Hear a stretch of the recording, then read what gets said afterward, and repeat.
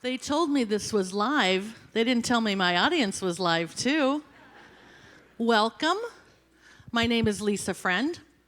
I'm going to introduce my compatriots, or let them introduce themselves, I should say, in a few moments. But I just would like to say hello and thank you to my friend Jeannie Carmichael.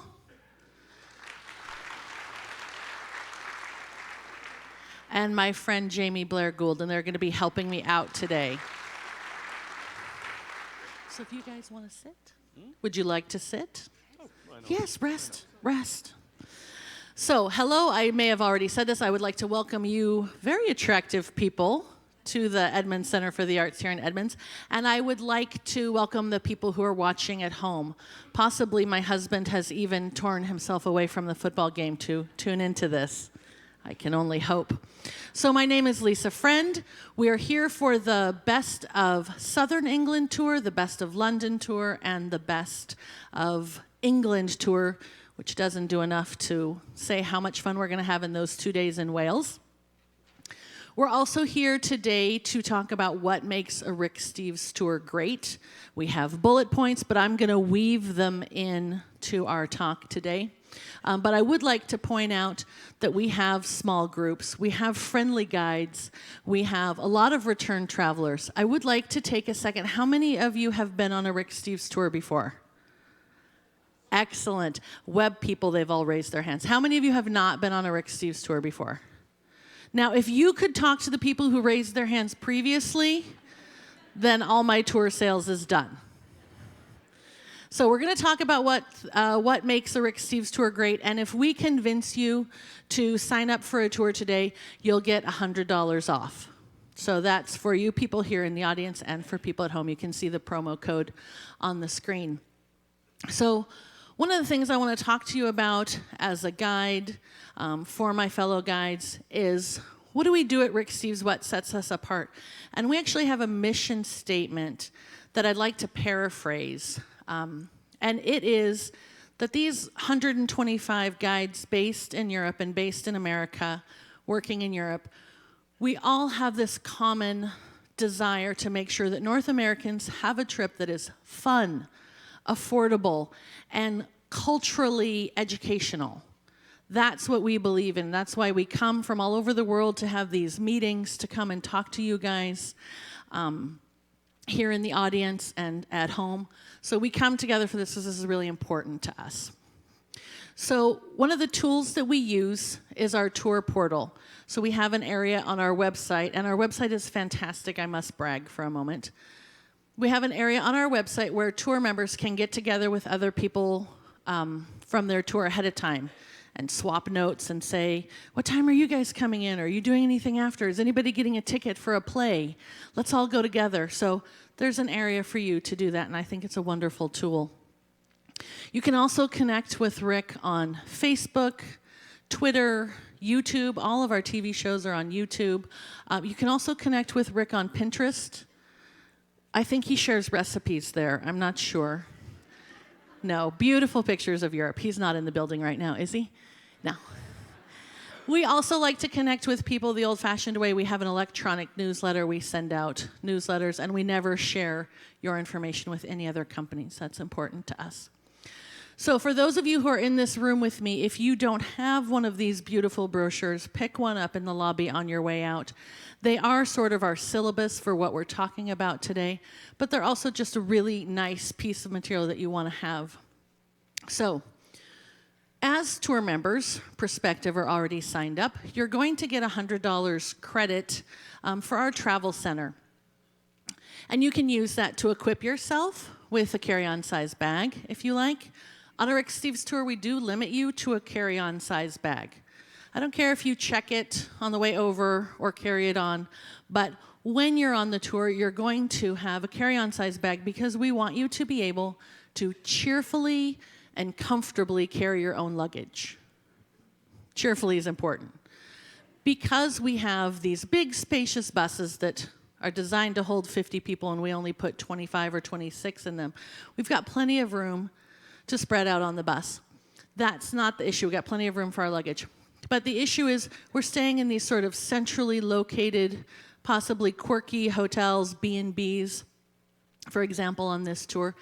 And the bus isn't going to always be able to pull up right in front of the hotel. So you might walk with your bag 5, 10 minutes, never more than 15. I'm not actually on commission, so I'm going to give you the skinny on the tours because I want you to be happy, and the way that you can be happy is if you have realistic expectations. And that involves me telling you the truth about our tours and showing you very nice pictures of sheep and landscapes. So the other thing you could do with your tour money is equip yourself with some of our guidebooks. Our guidebooks are well-researched, lovingly maintained, and because on a Rick Steves tour, we want you to be the masters of your own universe during your free time. Free time is very important to us. You have on a Rick Steves tour about 25-30% of your time is free, so you can make your own discoveries, make your own connections. But as guides, we want you to know that a lot of information is available to you in these books. So that would be another choice you could make with your voucher. The last thing I want to point out about this is you absolutely need one of these plug adapters. The bigger one, the 3-pronged one, is for us in Britain. So if you have an iPhone or a camera charger or a laptop, you will be able to just plug that into the wall with this $1 adapter we sell. If you have curling irons and hair straighteners and blow dryers, you're going to want a voltage adapter with that. That's a little travel tip for you. Is that clear? Does that make sense to everyone? Okay. And money belts for your big money, your debit card, your credit card, your passport that goes around your waist next to your underpants. Because there are plenty of pickpockets in London, and 2 of the itineraries that we're talking about today involve London. And then I don't care if you buy a Rick Steves day bag. They're nice, they're light, they're made of microfiber, they're a good price point. But you do need something to carry around. Your chapstick, your tissue paper, your guidebook, your bottle of water, all the stuff that you need with you in the day or that you make your wife carry for you. Okay, so I mentioned already that our group sizes are about 25 people, give or take. The mainstream tour companies are going to fill that bus up to 52. If we had 52 tourists on this ancient stone bridge, it would break, and we'd be in big trouble. So we believe in a small group because by the end of the tour, we're often a little bit like a family, including the one with that crazy uncle. No, not really. So small group sizes. And then a little bit more about me. Who's this woman who's standing up here with a microphone? I already told you my name is Lisa Friend. I'm a born and bred Northwesterner. I live in Bothell. I spend 3 months of my year in Europe guiding tours. And the other 9 months of the year, I work in our office as a travel consultant. I have the best job. I get to tell people what to do all day long, and they thank me for it. And unlike my children, they do what I tell them. So I get to talk travel all day. So how does this apply to you guys as prospective tour members? Well, a lot of the people that I deal with in consulting are independent travelers. But if you have, you want to go to Devon for a week after the tour and research genealogy, or you want to go up to Scotland after the tour is over, or before, I'm here to help you plan your post or pre-tour independent travel. And as tour members, you get 50% off the price of a travel consultation. So that's what I do. What we're going to talk about today is we're going to talk about Great Britain, which includes Scotland, England, Wales, and the United Kingdom would also include Northern Ireland. I already mentioned that we're going to focus today on England with a short dip into Wales. I am blessed to have 2 friends of mine who are Welsh and English here today with me sharing the stage, and I'd like them to take a minute to introduce themselves. Yeah, hello everybody. Thank you, Lisa. My name's Jamie Blair Gould, and you probably tell from the accent I'm English. I'm actually a native of Bath. That's just west of London. Bath to us, Bath to you probably. And I've worked for Rick for nearly 20 years now. Hello, everybody. Thank you for coming. My name's Jeannie. I was born in Wales, but I've lived in London for 40 years now. But my father was from Glasgow, so I'm a real mix. I didn't know your dad was from Glasgow. We're going to have to do accents later. So Jeannie's actually going to be up and talking to us in just a moment because I'm very happy to present this information to you, but I'm not going to hog the stage the whole time. So you're going to hear plenty of information from both Jamie and Jeannie, and then afterwards we'll be out in the lobby to answer questions for you. So the first itinerary that we're going to talk about is our Best of South England, a 13-day tour.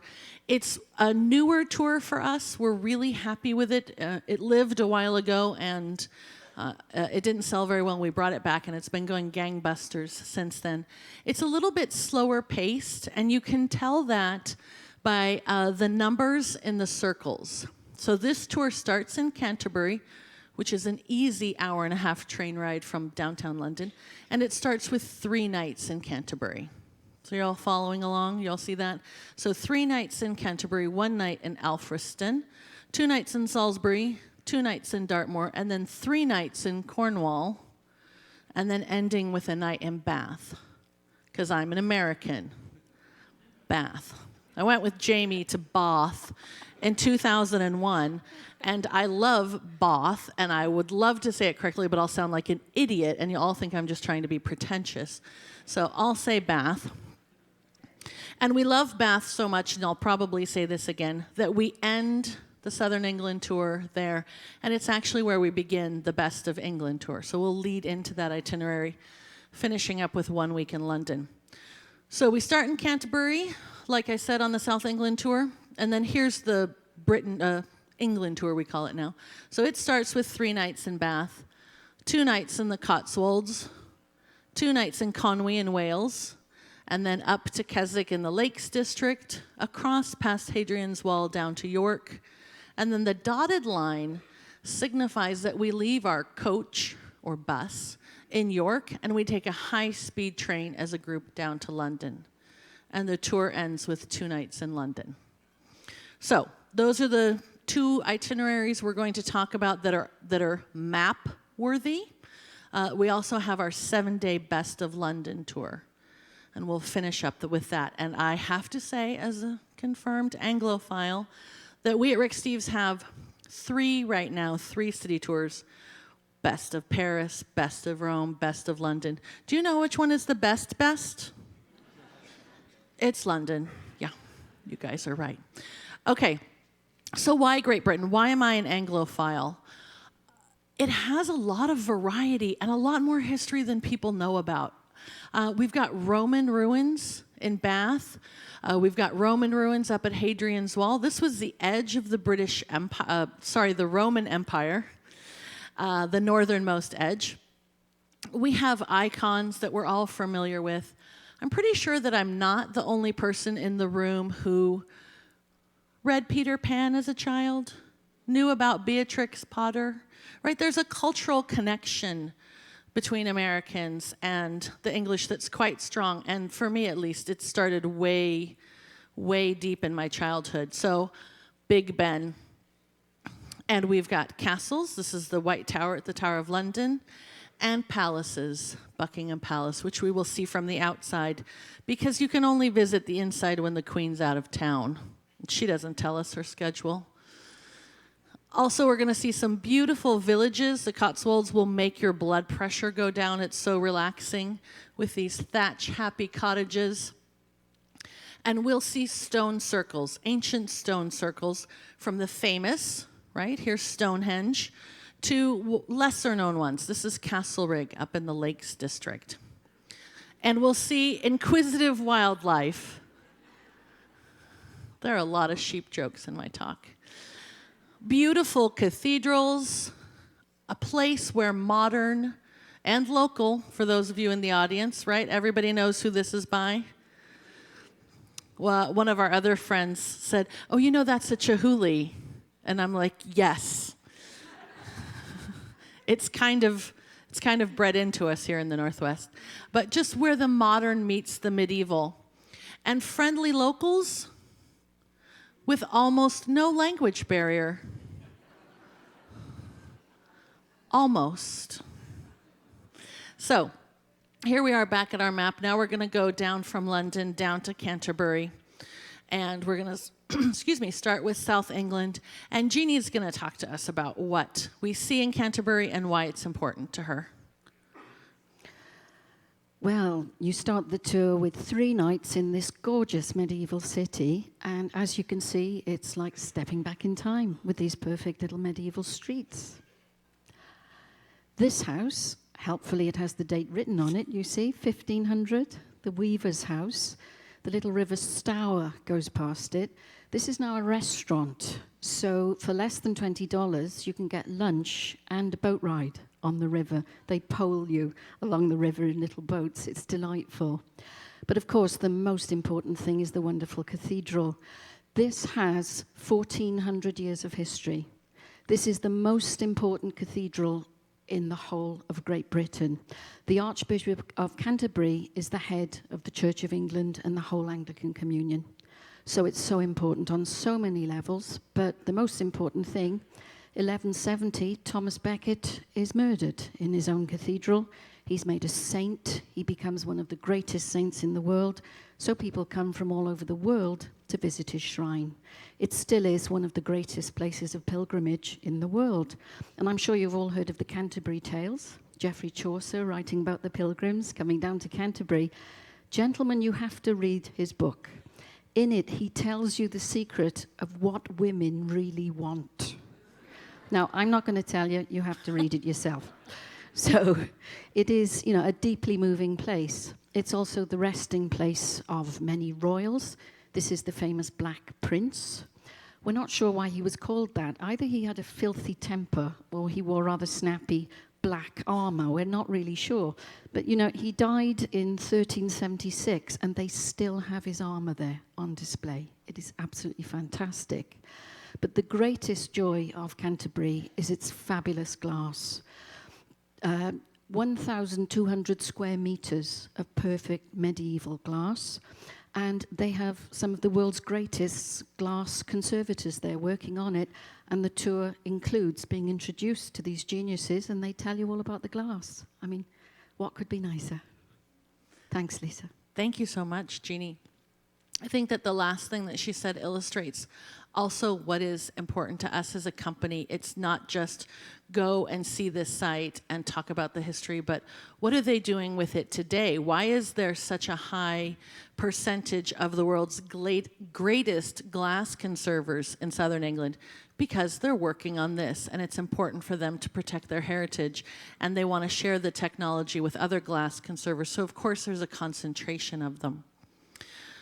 When we are in Canterbury, we leave for one night to go down to Whitstable, and we go there for a dinner. And Whitstable is famous for its oysters, arguably some of the most sought-after oysters in all of England. And Jamie, who is a real food expert, told me this, and I wanted to share it with you, that we're pretty sure that the reason the Romans invaded England was to get to the access for these oysters. And it sounds funny, but it's true. So we'll go and have a taste of what the Romans were after. And we'll also day trip out from Canterbury to Dover. And above the town of Dover, you have Dover Castle. And this is arguably the most important castle in England because it's the fortress that's right across the water from France. So I don't have a laser pointer, but if you could see, if it's very clear, from the top of these ramparts, you can see France on a clear day. And they say that whoever has control of Dover Castle, that is, who holds Dover Castle, holds England, because it's the barrier, it's the fortress barrier. So we'll visit the medieval interior, and we'll also go through the wartime tunnels. There's 2 tunnels here at Dover Castle. One was a hospital during World War II, and the other one was the headquarters for arguably the most intense, largely populated civilian military collaboration ever. So when things, fairly early on in World War II, were not going very well, the British forces that had been on the continent needed to get out. With the Germans at their heels, they're all retreating to the beaches at Dunkirk. They didn't have enough people to evacuate the thousands of men who are on the beach here. So they put out a call, and I get quite emotional when I talk about it, because it was really important and such a collaboration. They got sailors and fishermen and anybody who had a boat, sometimes boats that could even only hold 4 people, and they sent them across the channel to Dunkirk to bring back the soldiers. And in the end, it was very successful. And it was run, the headquarters for that were run out of this castle. So that's Dover Castle. England is very famous for its gardens. So we see some of the best, Sissinghurst Castle. And then we swing past Rye. So we've left Canterbury, and we're headed down to Alfriston on the south coast. But we stop by this town of Rye, which I think is really, I don't like to use the word picturesque too much. I'll probably will, but I don't like to. But this Condé Nast Traveler voted this one of the most picturesque towns in Europe. So this is Rye, so we'll stop by and see it. But we'll actually base ourselves a little bit further down the road without the reputation and the tourist crowds. We're going to base ourselves in Alfriston. While we're in Alfriston, we're going to see Battle Abbey. And Battle Abbey, as you can see, is an abbey. It's the ruins of an abbey. But what's important is that on the field that you're looking at right now was where the Battle of Hastings took place in 1066. There was a question about who was supposed to be in power after the death of Edward the Confessor. And so Harold had taken over the throne, and he's up in York with his army fighting somebody I can't remember at this point. But William, who was the nephew of Edward the Confessor, he lived over in Normandy in France, and he had a claim to the crown too. So he had some boats built, gathered up all his men, and he came across the English Channel, and Harold ran down from York, which is quite a far way. You've already seen it on the map. Pretty tired when they got to Hastings, and they had a battle, and William won. And William got to change his nickname from William the Bastard to William the Conqueror, because when you win the battle, that's what you get to do.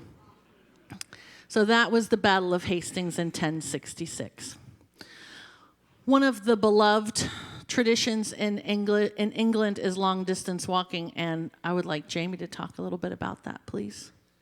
Yeah, one of the delights in England, I think, is walking, whether it be across country lanes, going through the little meadows and over the stiles and opening the kissing gates, which we'll be doing on our tours, or some of these. This is the South Down Way, and these are longer distance paths which cut across the country. In fact, some of these were ancient pathways. And of course, this is Beachy Head. I think you all know about from the song, the White Cliffs, like the White Cliffs of Dover. And I have to say, as an Englishman who's lived abroad, I've lived in Italy for 15 years, the sight of those white cliffs is very emotional. When you come back, I never take the channel. I did it once just to see it. But there's something special about when you're an island, crossing the channel and seeing those white cliffs. You know you're home. Once you've had a pint and seen the cliffs, you're back. And another picture, of Beachy Head down there with the just to show we do have sunshine as well. So one of the things that we like to do on the tour is we like to have pub meals. And your guide will talk to you about what life is like in the pubs and how to sit at the table if you want to have a sit-down meal, and how to stand at the bar if you want to meet some people. I don't know if all of you know this, but it's been non-smoking in Britain for many years now. So if you have this sort of thought, this stereotype that pubs are smoky, oh no, absolutely not. From there, we go on down to Portsmouth, which is going to be thrilling for anybody with even an ounce of salt water in their veins. This is the Maritime History Museum at the dockyard, and this is where you can visit the HMS Victory, which was the flagship of Admiral Nelson at the Battle of Trafalgar. You may be familiar with him, probably the greatest naval hero in all of English history. And you have a chance to walk on the same decks that he did, actually the same deck that he was shot on. Nearby you have Salisbury Cathedral, And at Salisbury Cathedral, you have something very important. And I'm going to bring Jamie back up to talk about that. Yeah, there's a delightful photo of the west front of the cathedral there. But inside, we have one of the 4 copies, in fact, the very best copy of the Magna Carta, which, of course, was written in Latin on parchment in 1215. There are 4 copies that exist. There are originally 13, and this is the very finest of them. I think coming to the States, and everyone talks about constitutions the whole time. We don't have a constitution in Britain. This was the last one that we had in 1215. Thank you, Jamie. Jeannie? Well, I know you all know this. It's one of the wonders of the world. It's an absolute miracle of engineering. It's 5,000 years old, same age as the pyramids. What on earth made our ancestors travel 240 miles to quarry great stones before we've invented the wheel to bring them back? Now, in recent times, they have discovered so much new about Stonehenge. You have to go, and learn all about it. It's amazing, all the new stuff. But also not far away, what the tour takes in is this beautiful coastline, which is called the Jurassic Coast. 95 miles of fabulous coastline, and they're among the oldest rocks in the world, 185 million years old. The fossil life there is beyond belief. Everything from entire dinosaurs to fossilized stomach contents. And you can walk along these beautiful white sand beaches and pick up these ammonites, these wonderful fossils. It's just tremendous. Of course, Stonehenge is not unique. We have 900 stone circles in Great Britain, but Stonehenge probably the most famous. You're still talking, Jeannie. Oh, I'm still talking. You're Okay, of course. We're going to Dartmoor. I think one of the great things about Britain is you have so much variety of scenery in such a short space. So very close to the wonderful coastline, you have fantastic moorland, of course, with lovely wild ponies wandering around. And this is what is known as a clapper bridge. It's an old bridge for miners crossing the moors, and that's our colleague Roy, looking very pensively into the water there.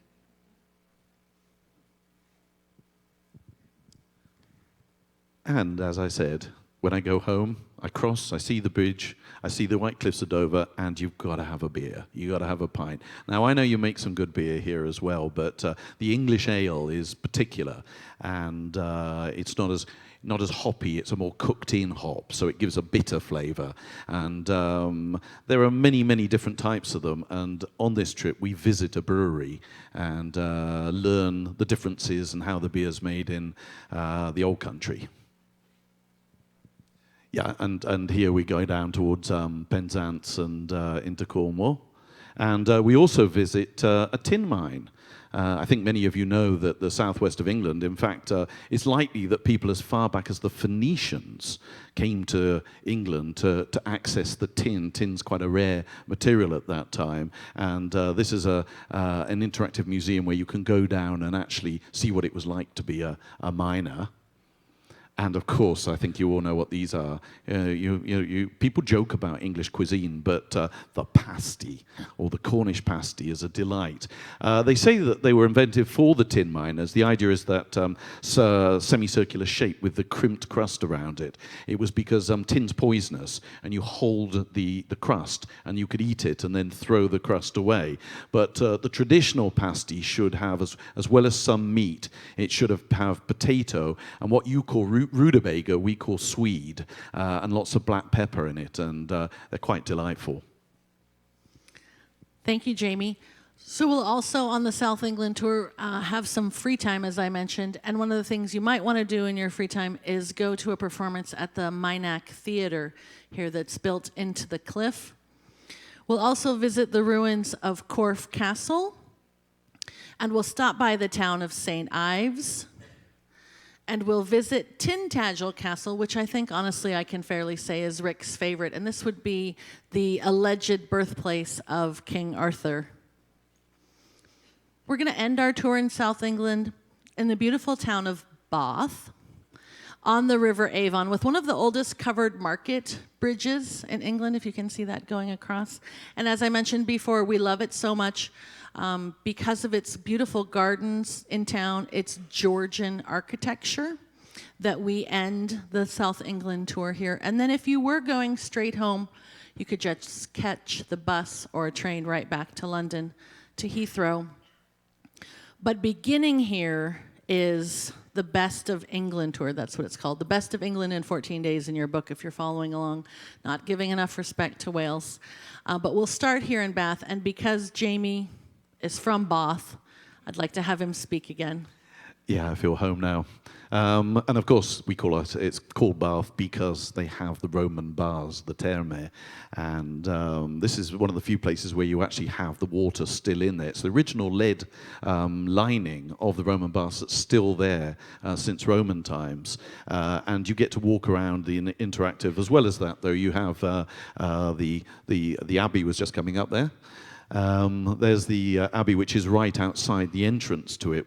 You see the ladders on either side of them, with most of the angels climbing up.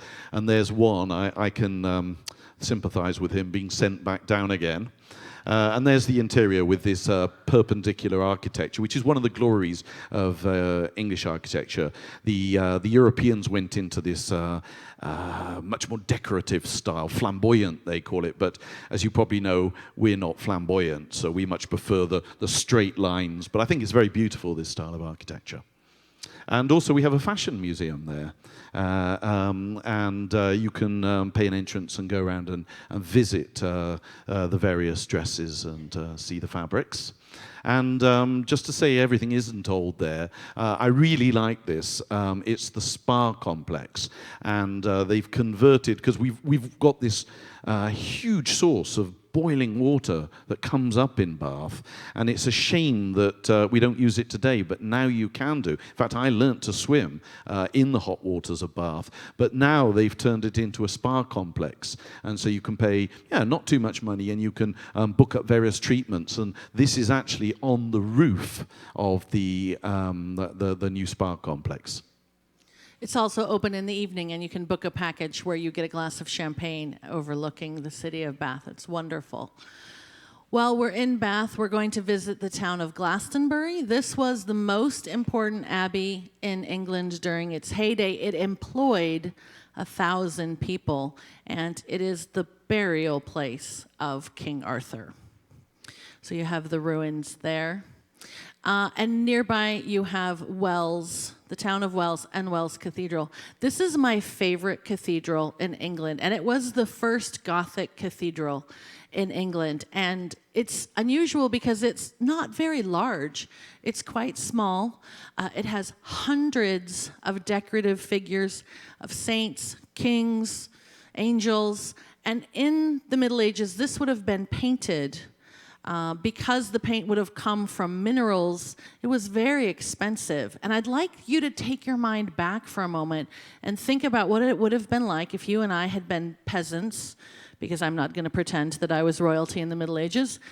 And we're living in sort of our world and we're doing our job, and everything that we are dealing with is dyed. The only color we see is dyed with vegetables. A little bit murky, very muted. But we would come to church and we would see hundreds of figures in these bright colors, and it would be just a little promise of heaven for us to come to church. So that's why Wells Cathedral is one of my favorites. My architecturally minded tour members like it because at some point during the history of the Wells Cathedral, one corner started to sink, and so they had to build this scissor arch to prop it up. And now it's quite an interesting architectural element. And right around the corner from Wells Cathedral is the Vicar's Close. And we don't even talk about this in terms of Britain or England anymore. This is the oldest, most complete street in all of Europe. Hasn't changed in hundreds of years. So that's Vicar's Close, and you can walk around, and if you want to put your recycling out with the people that live there, that's fine too. So we go from this ancient street to Avebury, one of the 900 stone circles in England. So remember, we've switched tours. So this is our first stone circle that we're seeing on this itinerary. So we see the biggest. This is Avebury, and Avebury is so big that there's actually room for sheep to graze, and there's a village in the center of it. And you can just get up and walk around the stones and One of our guides, Mark Seymour, likes to get his tour members to hug the stones to feel the history. And nearby there is Blenheim Palace. And Blenheim Palace has an important American connection for us because this is where the American Jenny Jerome married into the family of the Dukes of Marlborough. And she gave birth to arguably the greatest statesman in British history, Winston Churchill. Because I like to point out to my British friends that Winston Churchill was half American. That's how I roll. So it's the largest private residence in all of England, and you can tour it. It's still owned by the family, which means that if the family's in residence, they close off a few rooms that we can't visit as tourists. But you can see it's quite beautiful.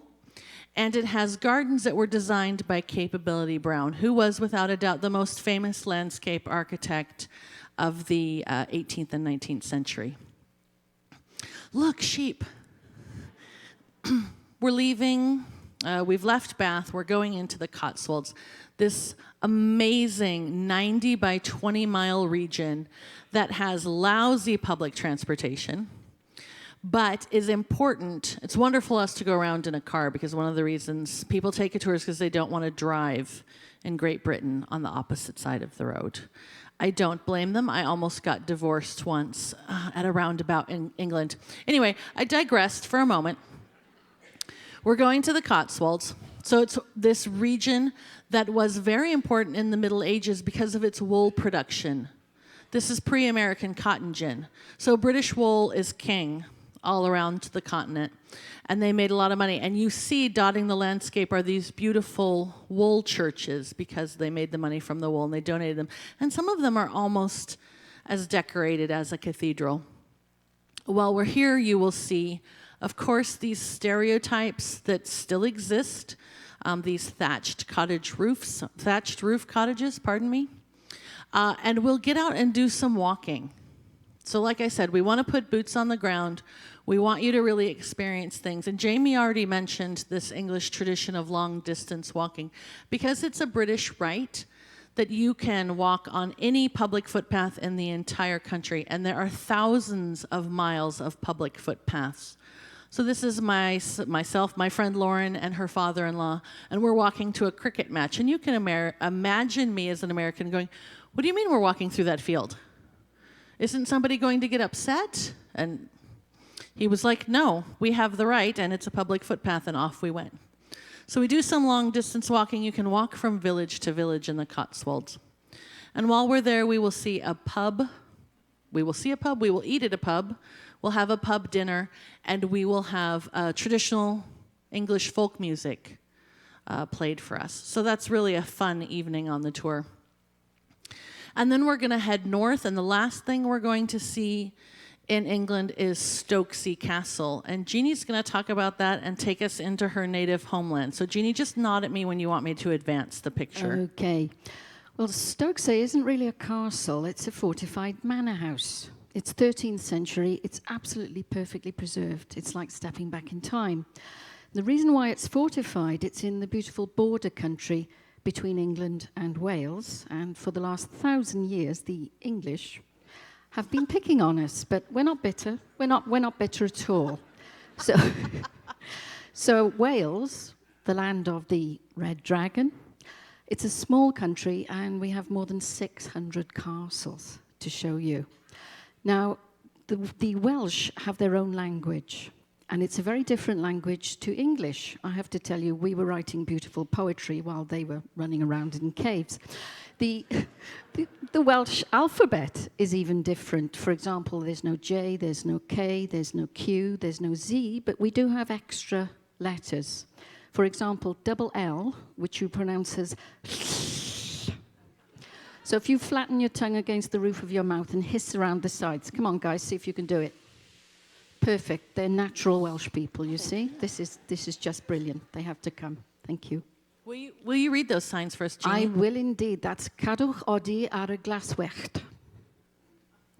Simple. Just keep off the grass. Yeah. Now, I was mentioning the castles, of course. Well, this is Conway Castle, which is delightful castle, very beautifully preserved, very beautifully situated. Now, where it is in Snowdonia, which is a national park famous for slate mining. So this is an old steam train which goes from the sea up the mountains to the slate quarries. But now it's been converted for use for people, so you will ride on that train. Beautiful national park, very intelligent Welsh sheep, as you see, fantastic Welsh sheep. The whole thing is one of the most beautiful areas of Europe, that's for sure, and it's all national park. And we go to the sheepdog demonstration. Absolutely, and that is a Welsh sheepdog, which is very good. Now, so many wonderful castles, of course. Probably the most important castle in Wales is Carnarvon Castle. That's where in 1969 Prince Charles was Crown Prince of Wales, so it's a very important castle for us. This is Carnarvon Castle. There we are. So leaving Wales and going back to England, we're going to make our base in the Lake District for the next 2 nights, and we're going to stay in the town of Keswick.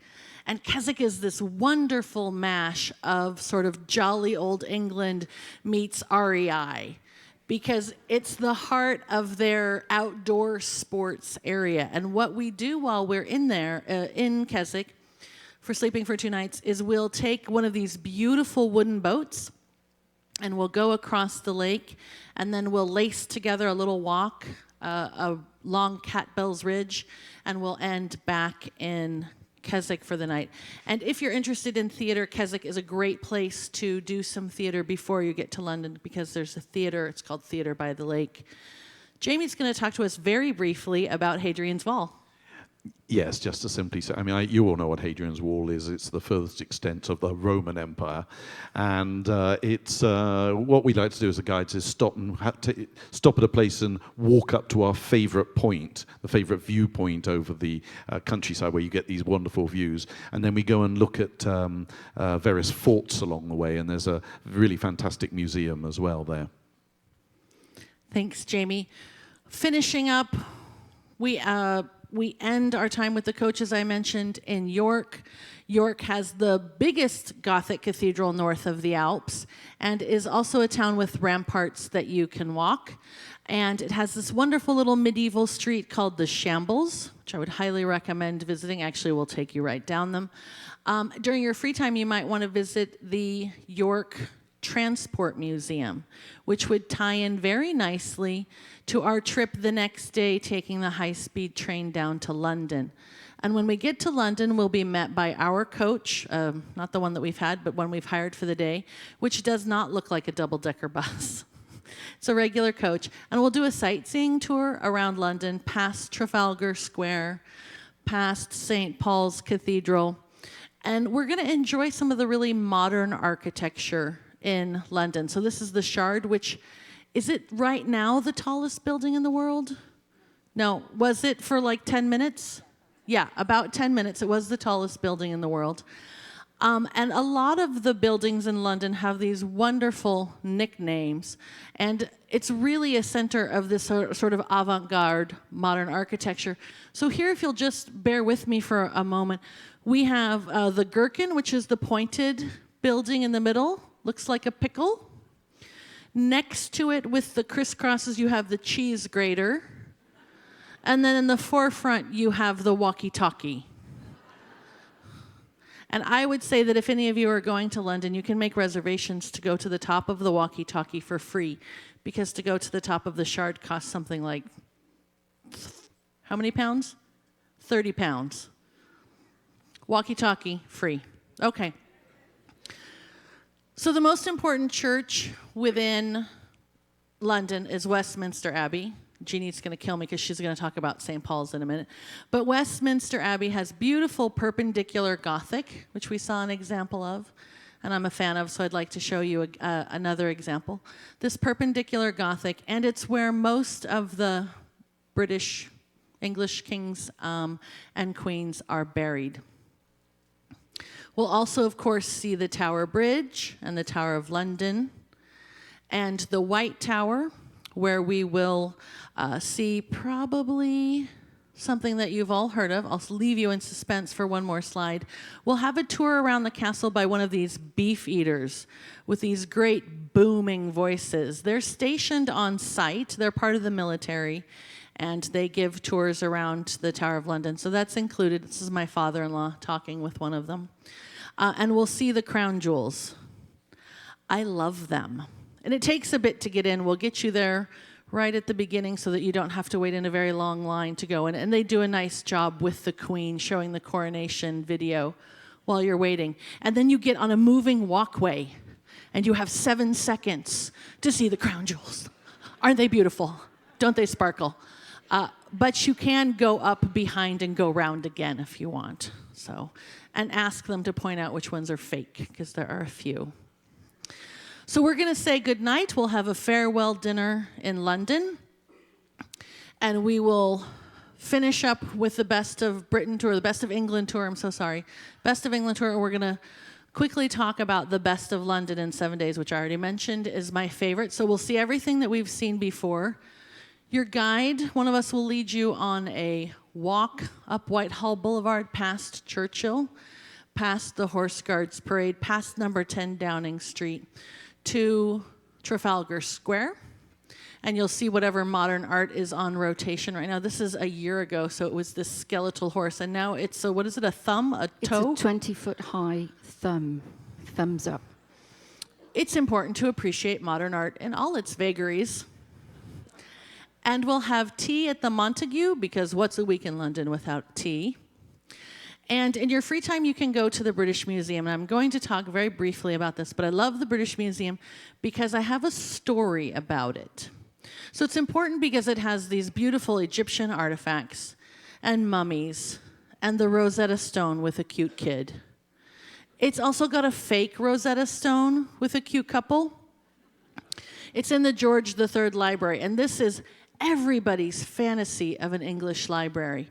And what I love about this is I was standing there listening to the guide, and a man came out of the wall. And the man came out of the wall, and he left, and I went.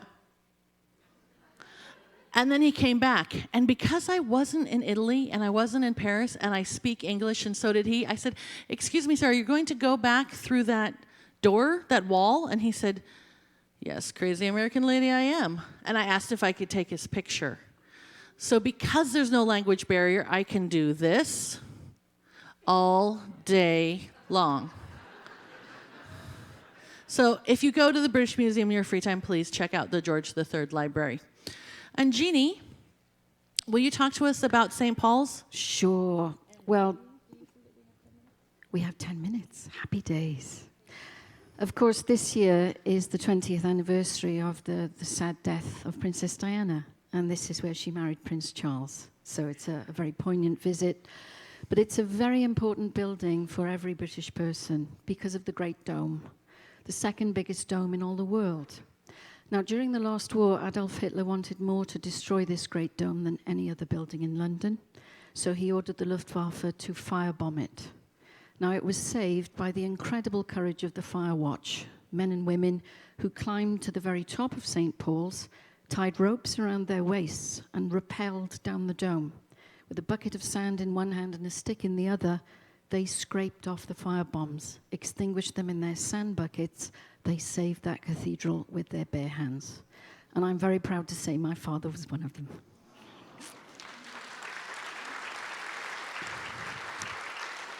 So I think you can understand how important St. Paul's is to all of us. Not just a beautiful building, but a symbol of hope.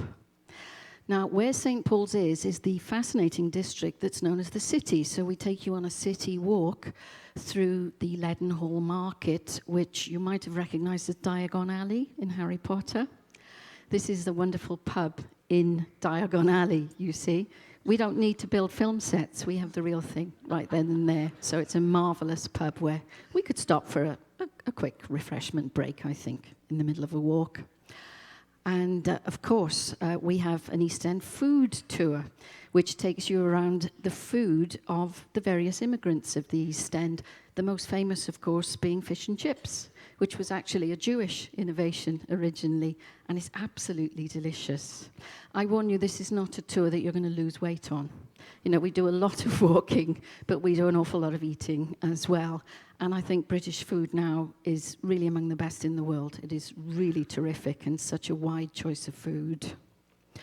Now, more eating. We do another new walk this year, which is a South Bank walk through a very interesting part of London. This is the Borough Market. It's a 1,000-year-old food market. Food not just from London and the surrounding farms, but from other countries all around the world. So you can eat anything from delicious chocolate cakes, as you see, to kangaroo burgers. It's absolutely terrific. You just munch your way around the world, you know, in one market.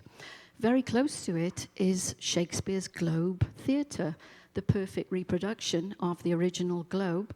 And this was rebuilt, of course, by an American, the great Sam Wanamaker. When he came to London, he was amazed to see that all there was to commemorate the original Globe was a dirty old plaque on a wall. So he devoted years of his life to raising the funds to build this. And here it is, his great memorial. Now, this year, this summer season, the plays are going to be called The Summer of Love. So it's going to be Romeo and Juliet, Tristan and Isolde, Nell Gwyn.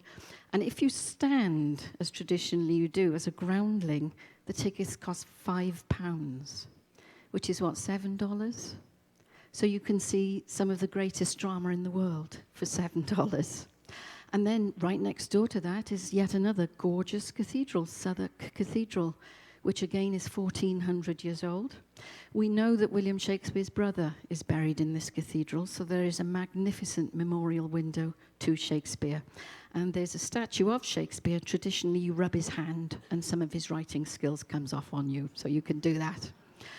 Now, so much to see and do in London. Was that Windsor Castle that we just whizzed past? Okay. Yes, we're going to Windsor. Okay, we're going to Windsor. We go to Windsor by train, which is great fun. And Windsor Castle, of course, is the largest and oldest inhabited castle in the world. This is Her Majesty's preferred home, and when you visit it, you will see why. It has 1,200 rooms in it. So there's plenty of room to stretch out. But Her Majesty has the finest private art collection in the world. Tapestries, carpets, suits of armor, antiques. It is mind-boggling. But also the town of Windsor is absolutely charming. And there are lovely walks all around. There's so much to see and do. You can stay all day there if you wish. You know, you have that freedom. That's what's nice on the one-week London tour, is that not only we get to see what we think is really the best of London, we also get to go outside. And I will just add that the docents who are stationed in all of the rooms at Windsor Castle are quite chatty, and they love to gently, courteously gossip about the royal family. They'll say, oh yes, that's the lawn where Prince Andrew practices his golf game, and they'll talk about things like that. But as the sun also must set on our talk in a few minutes, I just want to talk about what you might do during the evening time in London for our last few minutes. So you can take the London Eye. I recommend it in the evening because the major landmarks are lit up, so you have a nice view. It's not included on the tour. It's on your free time. You would want to reserve in advance. It's quite booked up. But the theater in London is not to be believed. I built this slide from my summer last year.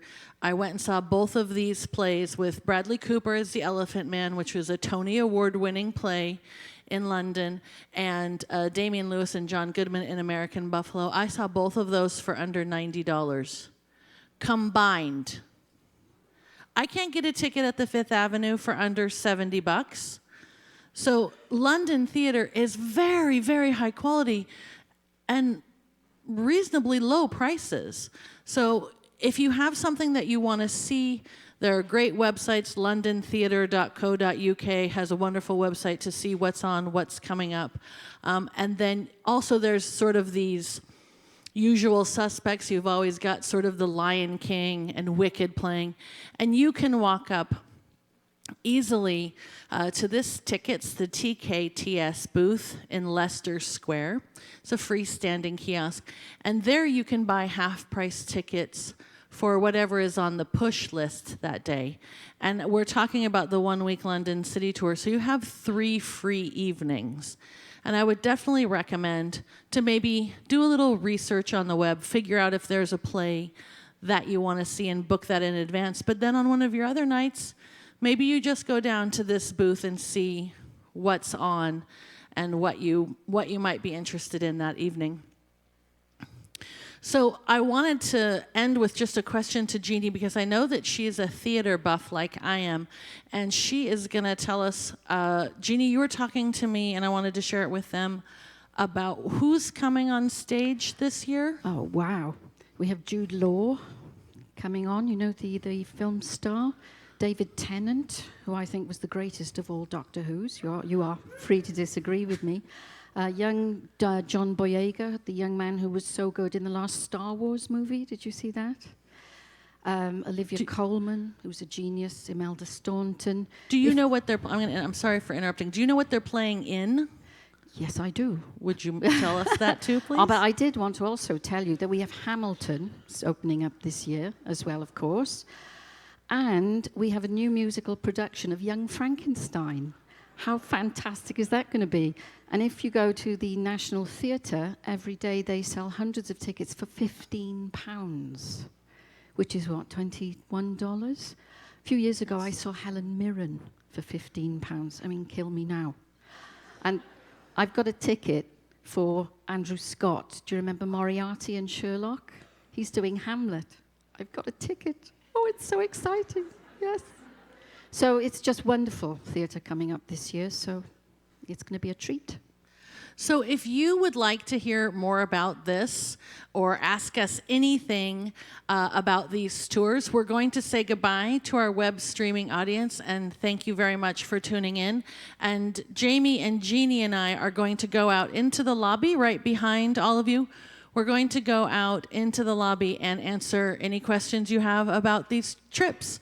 Thank you very, very much. Thank you, Jeannie. Thank you, Jamie.